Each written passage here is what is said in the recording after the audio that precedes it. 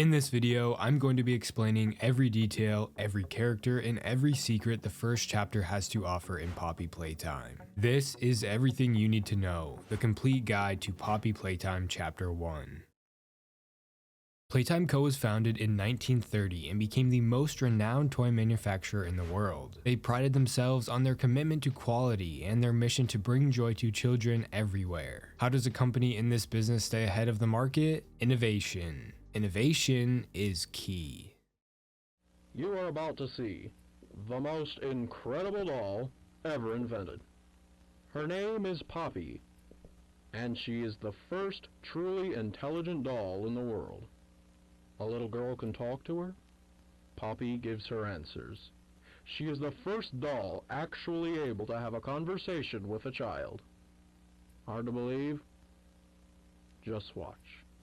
And if you've ever wanted to see how all of the nation's favorite toys were created, Playtime Co. is now offering factory tours at just $2.99 a person.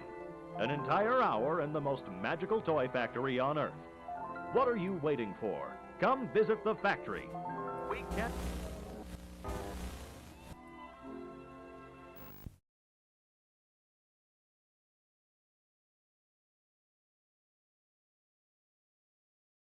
The chapter opens with a man talking about a new Poppy doll. While never confirmed, this is likely Elliot Ludwig, the founder of Playtime Co. He explains how Poppy is the first truly intelligent doll in the world, the first doll that is actually able to have a conversation with you. So meet Poppy, a doll as lovable as a real girl. Talk to her, clean her, take care of her, and treat her like a real girl. With the scent of a poppy flower, she will make the perfect friend. Following Poppy, the VHS goes on to tell us about factory tours, an entire hour in the most magical toy factory on Earth. But suddenly, the tape cuts to a poppy flower painted on the wall with a door to a mysterious room. Our destination for Chapter 1.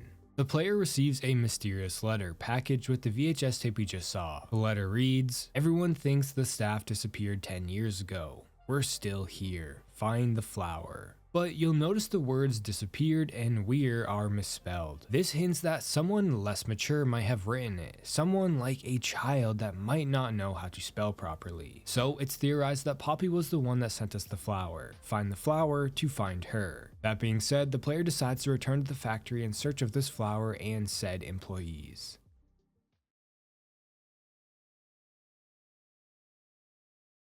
As the player enters the abandoned factory, the first thing you'll notice is its rundown state. The floor is dirty, the glass windows are shattered, and the place is silent. You might also notice this art of Huggy is more than just art. His arms wrap all around each room leading to the front door. A giant symbolic hug, meaning right when you enter, this character is already hugging you, or rather has you in his grasp. This upper part of the facility has been mostly dormant for the past 10 years. As of making this video, the player's real identity has not been revealed, and without going into theories or other chapter territories, let's just say the player was once an employee at Playtime Co. and left right before the company's last day. Now, they find a green VHS tape on the front desk, labeled Leith Pierre Closing. My name is Leith Pierre, and I'm the head of innovation here at the Playtime Co. toy factory. If you're seeing this, then you're trespassing. Yeah, we play this little tape on loop whenever we close the factory for the day. So, trespasser, just to make you aware, while we pride ourselves primarily on our high-quality toys and excellent child care, we also pride ourselves on our security. For example, this facility is full of hidden motion triggers, which, once set off, will turn on the factory's emergency alarms and directly contact the authorities. And that's one of the more tame aspects of our security system. No spoilers. So, you've got my warning. It's not too late to turn around. I just hope that you're certain whatever you're doing is worth it. The tape serves as a warning, encouraging any intruder to leave the property by informing them about the company's security protocols. Leith explains how, if the player is watching this tape, they're trespassing. This is something the company plays on loop when they close the factory for the day. Playtime Co. prides themselves on security, so inside the facility are hidden motion triggers that, when set off, will turn on the factory's emergency alarms and directly contact the authorities. But that's just one of their security measures. The last part is of course hinting at something we'll soon discover, one of the company's best security measures. Now, like he said himself, Leith Pierre is the head of innovation at Playtime Co. Innovation is described as introducing new methods, ideas, and products. However, Leith's idea of innovation was a little more intuitive. Leith was a proud man, one who was very dedicated to his work. He always put the company's best interests first, but people in a position of power are not always the nicest. Leith was easily startled, going as far as to enact a ban to prevent anyone from hiding behind doors to scare him. He was not above mistreating the lower end employees either, sometimes speaking rudely of them and threatening to fire them. He also views employees in general as expendable and a waste of money. There is a lot to be said about Leith Pierre, but remember, this is chapter 1, so this tape won't be the last time we hear from him within the story. Since the player is certain that what they are doing is worth it, they continue into the factory, but not before acquiring a special tool, the Grab Pack. This tool was located inside the security office, a base for Playtime Co.'s security operations. Suspicious visitors or anyone suspected of stealing from the factory would be escorted to this office. With the many monitors, security had eyes all around the facility, but the door to enter was locked, and to get the color code, the player needs to head over to the gift shop and remember the color patterns on the train. Now you will notice a bunch of empty boxes of Playtime Co. toys. Let's talk about these. BoogieBot was designed to be the cutest robot you'll ever see. He loves music and he loves to party, but he also knows when it's time to stop partying and help with the cleaning. That being said, he was created to be both playful and delicate, traits that stole the hearts of his audience. Of course, he is a battery-powered green robot and his digital eyes change to show emotions. The next toy box is Candy Cat. This toy was a free-spirited character with a mischievous, even rebellious side. She just loves candy, and of course, because of her name, she is a cat. What made this design really special was Candy's rolling tongue, which kids could roll up and put back into her mouth. Meanwhile, the hatch on her back allowed you to stuff her with candy, or anything you liked. There are also boxes of Huggy Wuggy, but we will see him soon. After entering the color code on the security door, the Grab Pack awaits. This is something the player would use to help them progress through even the darkest parts of the factory throughout their journey. The Grab Pack was designed to help make the employees' jobs easier, but it had to be respected. It was crucial the employees looked after it and not used it for anything it's not designed for. It was invented by Elliot Ludwig to help him in the factory as he got older. However, it ended up being so handy that he rolled it out to all of the employees. In basic terms, it's a backpack with two extendable and interchangeable hands, which have multiple functions. It can be used to operate controls, open doors, fetch objects, and even connect electrical circuits, all depending on which hand you have attached. So in chapter 1, the player uses the blue and red hands, which allow them to grab objects, open doors, and connect electrical currents using the wires. The Grab Pack was truly something special and made it feel like every workplace should have one. But Playtime Co. patented the technology, meaning no one else could use it or create it.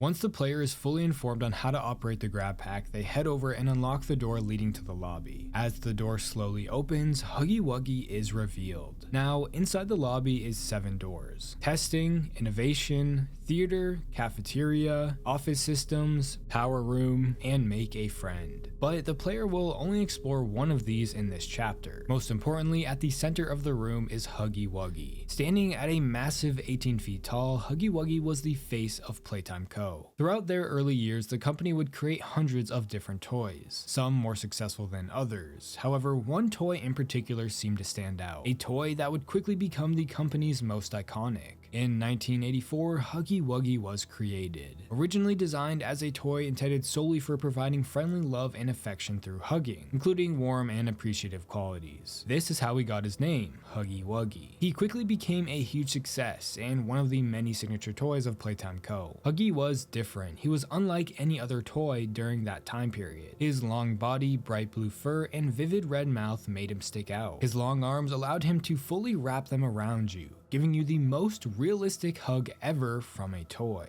Playtime Co.'s market research showed anxious kids responded well to a toy they could attach themselves to. So they designed Huggy with Velcro pads on his hands. Once he hugs you, he can't lose you. The Huggy Wuggy toy was a huge success, maybe even Playtime Co.'s biggest. But how did we go from this toy to this massive creature? Well, what goes up must come down, and eventually the company's reign of being the top toy manufacturer would come to an end. After failed attempts to create something as iconic as Huggy, the company was losing money. So they decided to do something that would transcend Playtime Co. onto a new level: the Bigger Bodies Initiative. This proposal was the creation of giant living creatures modeled after the company's toys. This benefited Playtime Co. in a few different ways. First, seeing a giant toy like Huggy would definitely draw people in. But more importantly, they would replace the staff with these living toys. This would allow the company to save money without needing to pay real people, when the toys could work for free. So with the success of the Huggy Wuggy toy, of course he would be one of the toys chosen for the Bigger Body Initiative. Known as Experiment 1170, Huggy Wuggy was created with obedient qualities, enabling the Playtime Co. staff to train Huggy to serve as a guardian for the factory. He would watch over, always keeping an eye on things the cameras might not see. This is why we see him standing in the lobby. He was the security measure Leith Pierre mentioned in the green VHS tape. Huggy's appearance is similar to his toy counterpart, being a tall, slender creature covered in thick, bright blue fur. His arms and legs are several feet in length with bright yellow hands. Behind his lips are a dozen of jagged needle-like teeth, also having a second row behind those near his throat. Like I mentioned before, it's estimated that Huggy is 18 feet tall and also weighing around 1,795 pounds. Huggy was dubbed the most optimal subject, as he possessed the ideal amount of intelligence and is obedient to the scientists working at the company. But the obedience that made Huggy so special was not always at his forefront. On June 18th, 1992, an incident involving Huggy Wuggy occurred.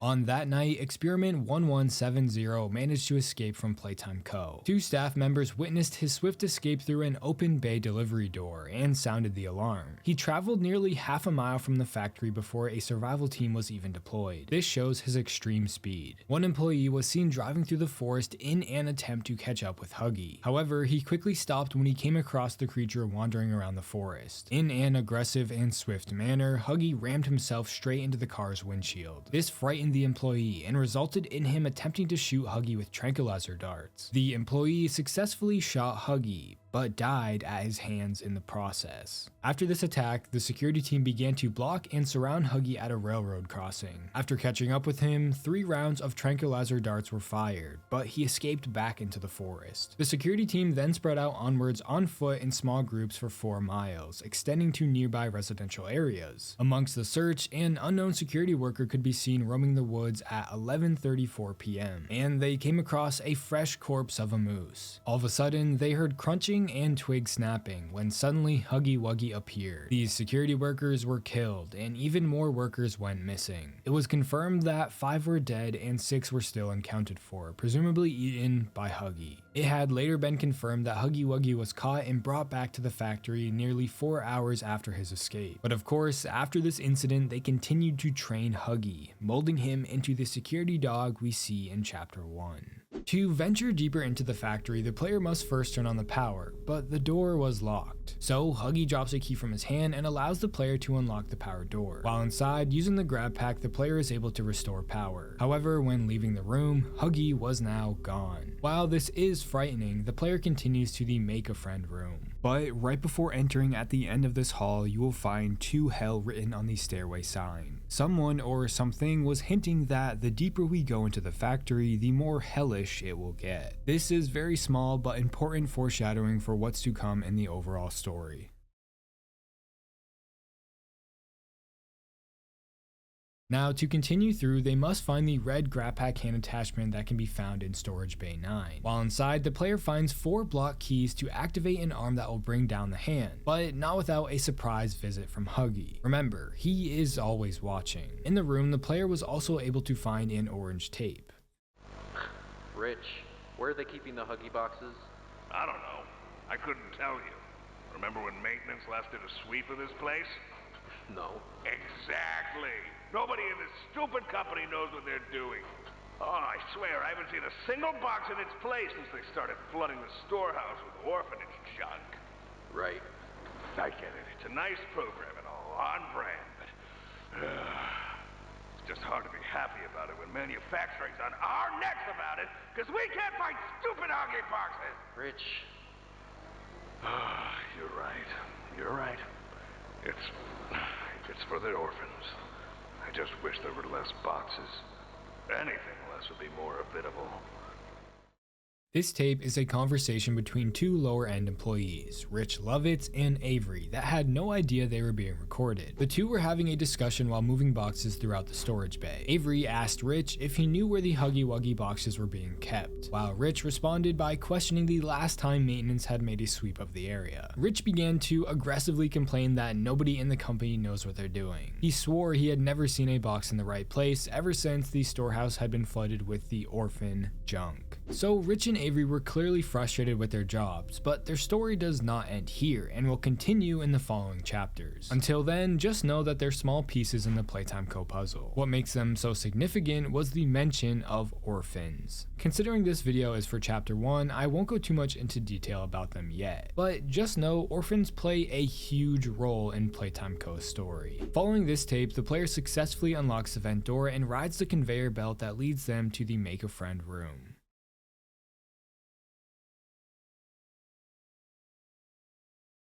The Make-A-Friend room was the true heart of the factory, and it housed, of course, the Make-A-Friend machine. When it was built in 1960, it was the most advanced toy construction machinery in the world, a completely automated system. Invented by Elliot Ludwig, this machine was the pride of Playtime Co. Every visitor was brought here to experience the magic of pulling 3 levers and watching their new best friend roll off the production line. You see, this machine was responsible for nearly every Playtime Co toy sold on the market. All it needed was to be fed the proper parts, and it will paint, assemble, and do a quality inspection of the toy all on its own. A truly revolutionary piece of equipment. Playtime Co.'s motto for all of their tours had always been "nobody leaves without a toy." Well, only for this room specifically. To enforce this, they installed a system on the exit that only opens the door when a toy is placed on the scanner. So, in order for the player to leave the room, they need to power the machine, make a toy, and use the scanner to unlock the door. The power system for the Make-A-Friend machine was located above it, so the player has to go up, solve the power puzzle using the grab pack, and turn on the machine.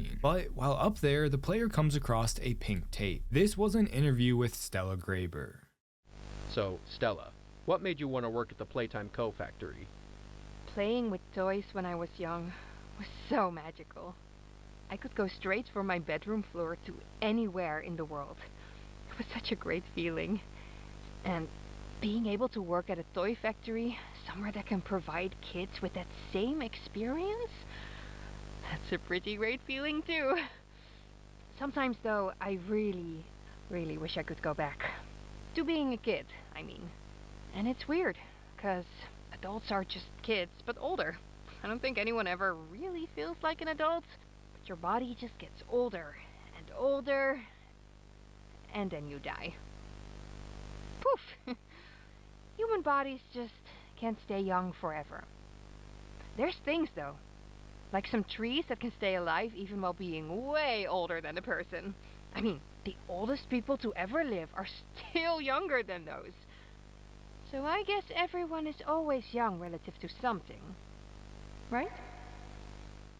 The tape introduces us to Stella and her personality. At a young age, Stella would play with toys and describe the feeling as magical. This feeling of switching from her simple bedroom to an entire alternative world that Stella could control was such a great feeling to her. Stella, years later, explains that this same feeling can be felt when working for Playtime Co. It allows her to provide kids with the same experience. She continues by wishing she could go back to her years as a child, acknowledging that adults are just kids, but older. Stella then explains how humans can't live forever. However, she wishes for the opportunity to live longer, similarly to a tree, how they are able to live for many years. This is significant because it not only introduced us to Stella, a Playtime Co higher up, but it also hints that the experiments, like Huggy, can live for a very long time, just like a tree. Stella comes across as a very friendly and bubbly person, though she also has an odd side as well. She gets caught up in the idea of how nobody truly feels like an adult, and that childhood feels permanent. She longs for the innocence she once had as a young girl. That being said, Stella was the head of Playcare, a department we will soon learn more about in the next few chapters. This introduction to Stella was just the tip of her iceberg within Playtime Co.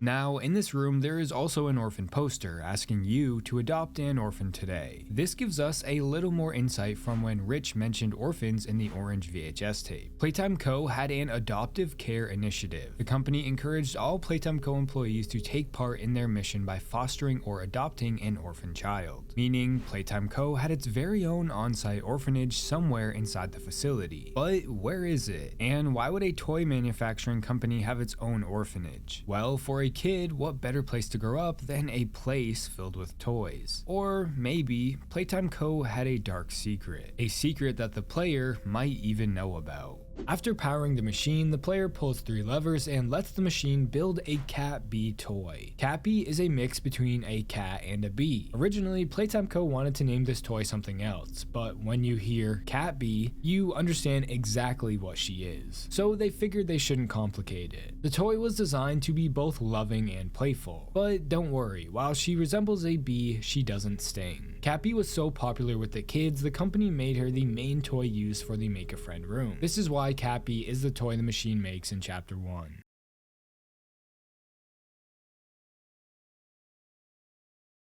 Once Cat bee is finished, the player takes the toy and uses it to unlock the door. Although when trying to leave, Huggy Wuggy appears from the darkness and begins to chase the player, which causes them to flee to the vents. These vents were a maze, and Playtime Co. used them to transport toys and parts around the factory. Written on the walls were words like bad, danger, stay away, and turn back. It seemed someone or something small enough to fit inside the vents had left these messages to warn anyone if they found themselves here. After nearly getting caught by Huggy, the player reaches the catwalks and pulls down a large crate, causing it to fall on Huggy. This sends him deep down into the unforeseen void of the Playtime Co. factory. It seems Huggy Wuggy's story ends here. At least for now.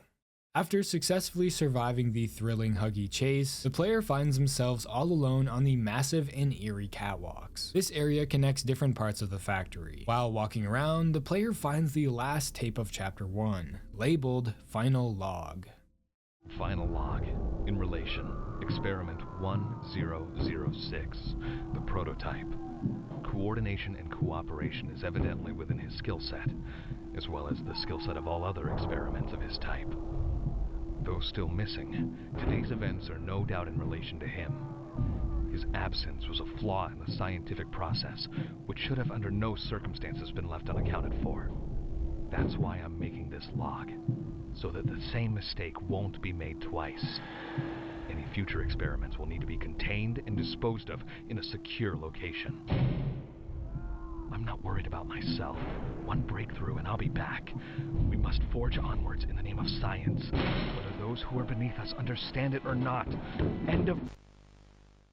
In this tape, the scientist labels the video as the final log in relation to Experiment 1006, the prototype. The scientist mentions the current state of the prototype, explaining that his precise coordination and cooperation remains. However, the prototype seems to have been missing for some time. In the background of this log, people can be heard screaming, and the scientist suggests that what is happening is no doubt in relation to him. The scientist finishes the tape by explaining to any future viewers that if they want to continue the experimentations, they must safely confine the monsters at a secure location. The scientist also mentions that, understood or not, they must forge onward in the name of science, a term that we will hear many more times. This tape reveals the prototype and some kind of event caused by him. This tells us that this character is not only extremely important, but also smart. A character and also an event we will soon learn more about in the following chapters.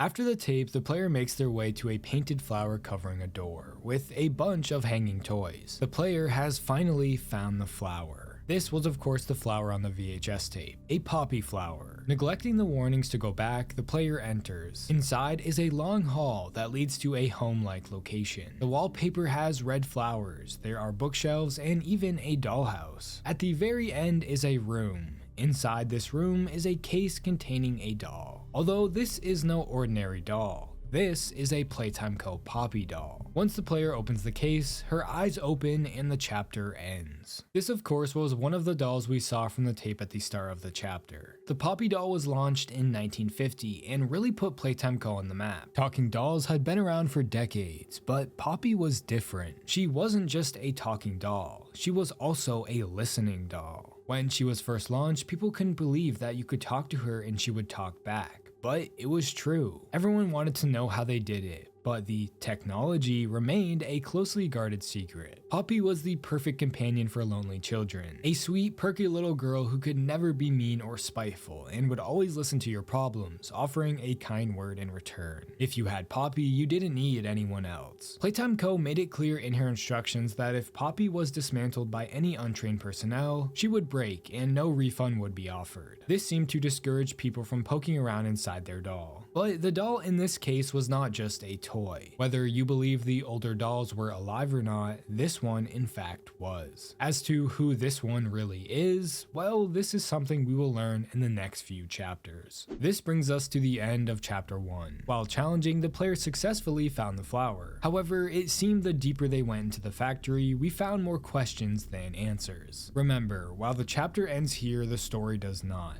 Chapter 1 was just the beginning. I want to quickly say that I know I was very vague about certain things and left out a ton of lore details, like certain characters' backstories and whatnot. Most of those details get revealed in later chapters, so it would just make more sense to talk about them then, not in chapter 1. So if this does well, I'll make a chapter 2 and 3 video explaining everything. That being said, this was just a guide to chapter 1 that hopefully made everything make a little more sense. This wasn't a retelling of the whole story. That will be saved for a much longer and detailed video. So let me know your thoughts in the comments below, and if you like horror game content like this, please consider subscribing. Also, I just made a Discord server, so if you want to chat with me, I recommend joining. And if you want to support the channel more, you can become a member. Don't forget to follow my Twitter at TerrifyT. Thanks for watching.